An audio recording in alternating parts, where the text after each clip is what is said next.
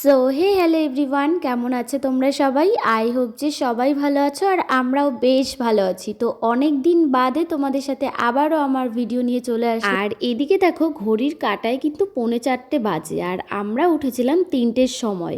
আর এখন যেহেতু শীতকাল, বুঝতেই পারছো 3টের সময় মানে কতটা ঠান্ডা। 3টে তো মানলাম, 4টের সময় এই যে বেরিয়ে যাচ্ছে কতটা ঠান্ডা বলো তো। আর যতই হোক ডিউটি তো ডিউটি করতেই হবে, তাই না? তো ভাই ওকে বাস স্ট্যান্ড অবধি রাখতে গেল আর আমি চলে আসলাম ঘরে ঘুমোবো বলে। আর এই দেখো ঘুম থেকে উঠেই তিনজনা কেক হাতে করে বসে পড়েছি আর হাসাহাসি করছি কি জন্য জানো?